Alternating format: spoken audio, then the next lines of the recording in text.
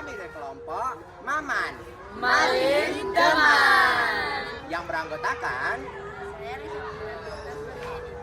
Saya Raisa Rafafana sebagai editor. Saya Tri Mutiara sebagai editor. saya Arjuna Agung Pradita sebagai voice over. Dan saya Salsara Sila sebagai grafik dan editor. Saya Muhammad Haruna R selaku editor. Saya Fahri Altera Kayu sebagai editor.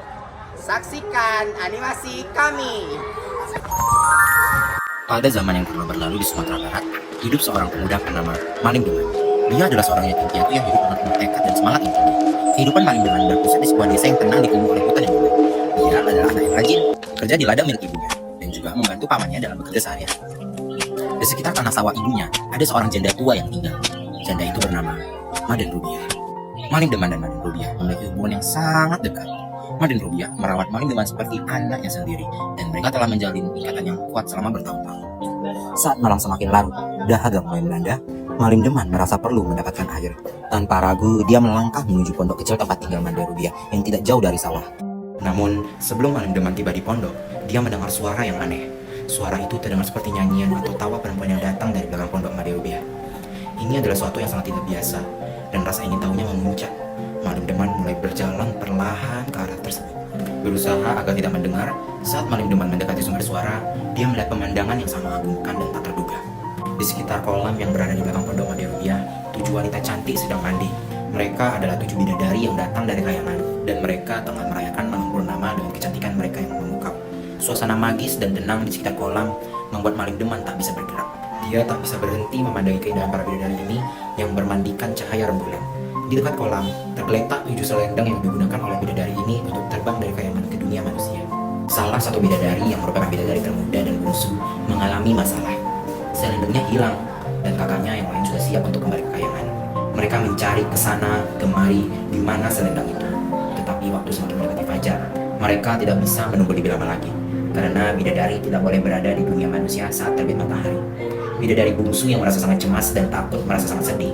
Dia tahu bahwa kakak-kakaknya harus pergi tanpa dia jika selendangnya tidak ditemukan. Ketika kakaknya menyusup sayap-sayap mereka, si bungsu memutuskan untuk tetap tinggal di dunia manusia. Dia tahu bahwa dia tidak bisa kembali ke kayangan tanpa selendangnya yang hilang. Maling Deman yang masih terdiam di tempat melihat bidadari bungsu ini dengan pandangan penuh simpati. Dia mendekati bidadari itu dengan lembut dan meminta untuk membantunya. Bidadari bungsu mengaku bahwa selendangnya telah hilang dan tidak bisa kembali ke kayangan tanpa itu. Tanpa ragu, Maling Deman menawarkan bantuan. Dia mencoba merasa-rasa bidadari bungsu yang sangat bersyukur karena pertolongan Maling Deman. Dengan perlahan mereka berdua menuju pondok Maden Rubiah untuk mencari selendang yang hilang itu. Setelah mencari selama beberapa saat, mereka menemukan selendang yang hilang di dalam pondok. Bidadari bungsu itu begitu bersyukur dan bersenang hati karena ditemukan selendangnya. Dia juga tahu bahwa harus kembali ke kayangan sebelum matahari terbit, tetapi dia juga merasa terhubung dengan Maling Deman yang baik hati ini.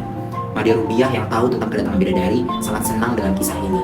Dia mendukung hubungan antara Maling Deman dan bidadari bungsu, dan dengan senang hati menerima bidadari itu sebagai anak angkatnya. Bidadari bungsu juga dengan tulus menerima Maden Rubiah sebagai ibunya yang baru. Maling Deman dan bidadari bungsu semakin dekat, dan cinta pun mekar di antara mereka. Mereka memutuskan untuk menikah dan memulai kehidupan baru bersama sebagai sepasang suami istri. Cinta mereka menghasilkan buah hati yang indah, seorang anak laki yang mereka beri nama Sultan Duano. Namun, meskipun awalnya bahagia, kehidupan rumah tangga Maling Deman dan bidadari bungsu mulai mengalami perubahan. Setelah Pangeran Sultan Duano, Maling Deman mulai berubah menjadi seorang yang sering terlibat dalam perjudian. Dia menghabiskan waktu berhari-hari di area Sembuayang mempertaruhkan harta keluarganya. Putri bungsu merasa sedih dan kecewa melihat perubahan suaminya yang baru. Dia merindukan kehidupan bahagia mereka yang dulu, dan perasaan kesedihan pun tumbuh di dalam hatinya. Dia juga merasa kerinduan yang mendalam untuk kembali ke kayangan, tempat dia berasal. Suatu hari, ketika Maling Deman sedang pergi, Putri bungsu mengambil selendangnya di rumah ibu Maling Deman.